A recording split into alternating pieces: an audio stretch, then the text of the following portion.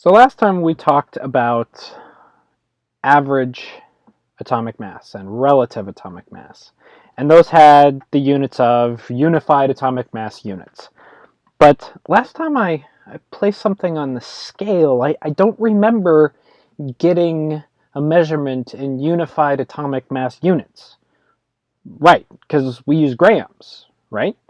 So how are we going to relate the mass in grams of elements and things to what we already know? Well, in order to do that, we need to define some stuff, okay? And that's what today is all about. Today is all about the mole, okay? And the mole is defined as the amount of substance that contains the same number of atoms that are in exactly 12 grams of carbon-12. So notice that this is also a relative scale, and it also uses carbon-12 as its standard, okay? And also notice that I say substance. Now, that substance could be feathers, it could be pizzas, it could be dwarves, I don't know, it could be anything.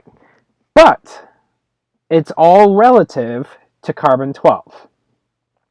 Okay? Now, the number of atoms that are in exactly 12 grams of carbon-12, they've figured out, is 6.02214,179 times 10 to the 23rd atoms. That is a huge number. Okay? This means that 12 grams of carbon-12 contain 6.022 times 10 to the 23rd atoms of carbon-12. Okay?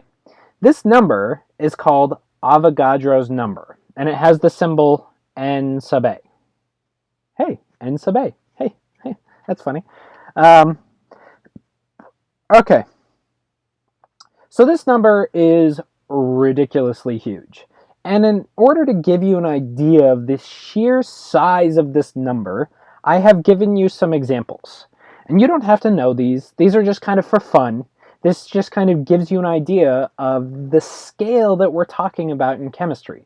So put down your pencils, put down your pens, and just sit back and be amazed at chemistry and math, because this is actually just a lot of math. Here we go on the ride. If a mole of marshmallows fell from the sky, they would cover the US to a depth of, drumroll, 6,500 miles deep. What? I'm not talking about like a marshmallow the size of a dump truck. I'm talking about the standard size marshmallow. That would cover the US to a depth of 6,500 miles. Wow. All right.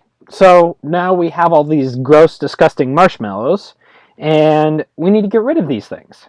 So we enlist the help of all 7 billion people on Earth, and if all of us were to do nothing but eat marshmallows 24 hours a day at the rate of 1 marshmallow per second, it would take us, how long do you think? 1 year? 2 years? 10 years? Nope. 3 million years. 3 million years. That's crazy. Okay?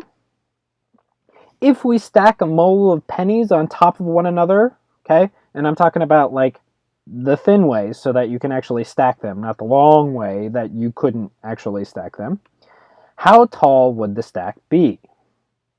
It would be so tall that the stack of pennies could reach the sun and back almost 500 million times. What? That's ridiculous. These are pennies. They're tiny. Whew. So, clearly, this number is pretty big. But wait, I have mole. Sorry, more. 1 mole of seconds represents a span of time 4 million times as long as the Earth has already existed. That's crazy. That's crazy talk. 1 mole of marbles is enough marbles to cover the entire Earth. Now, not just the United States. So this is the entire Earth, including oceans, to a depth of 50 miles. Yikes. 1 mole of rice grains has a mass equal to each of the 7 billion people on Earth having 1 million cars each. Okay? This is what tiny, tiny little rice grains. A mass equal to each person owning 1 million cars. That's, that's ridiculous. Well, this one's kind of fun. I like this one. How many years would it take you to spend 1 mole of dollars if you spend at the rate of $1 billion per second? Now, $1 billion per second. That's a pretty good rate. All right, so I can set up my dimensional analysis here. Question mark number of years equals 1 mole of dollars. So this is $1 billion over seconds, or under seconds, okay? I've just flipped it so that it cancels out the dollar sign. And then I just go through and I solve for years. And I get almost 20 million years at $1 billion per second. I love this stuff.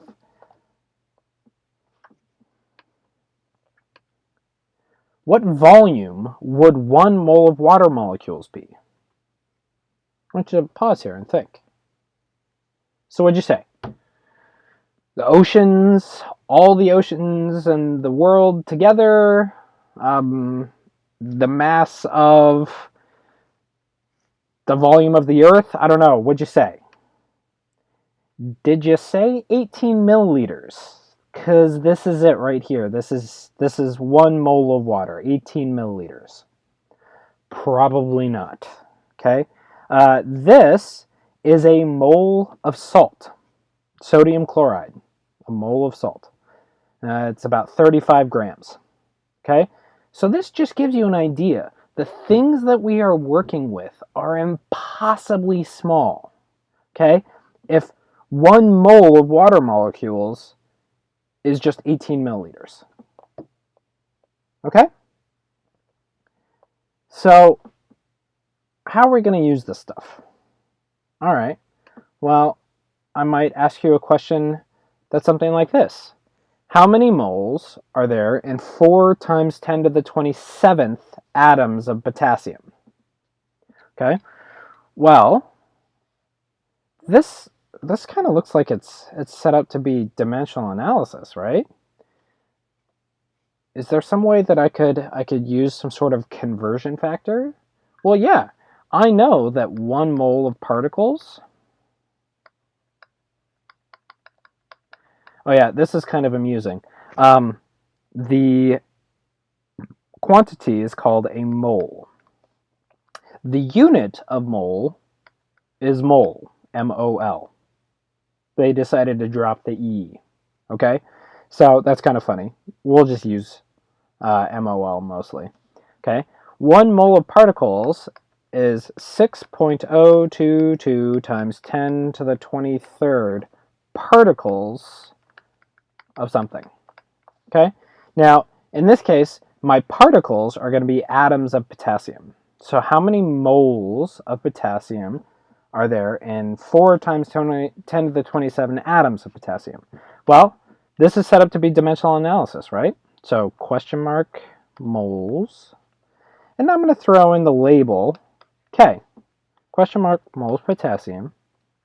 This is just a good habit to get in because we'll be doing stuff later where we'll be converting like moles of potassium to moles of chloride or something like that. Okay? So how many moles potassium are there in 4 times 10 to the 27 atoms? Okay. All right, and then I set up my dimensional analysis. I write my atoms K down here. And I do know a conversion between moles and particles. Okay, and I'm going to use Avogadro's numbers. So the 1 mole goes on top, and the 6.022 times 10 to the 23rd atoms goes on bottom. By the way, I give you this number on the equation sheet, so you don't have to memorize it. You probably will, but you don't have to. Okay, this number only has one significant figure. It's kind of silly that way. So my answer is just 4 times 10 to the 27th divided by 6.022 times 10 to the 23rd. The atoms cancel out. I'm left with unit of moles K, which is what I want. 7 times 10 to the 10 to the third moles K. Okay? And my last step is just to check to make sure that the numbers are close. Okay? So I'm actually going to simplify this to 4 times 10 to the 27th over 6 times 10 to the 23rd. Okay, and I can do that division pretty easily in my head, right?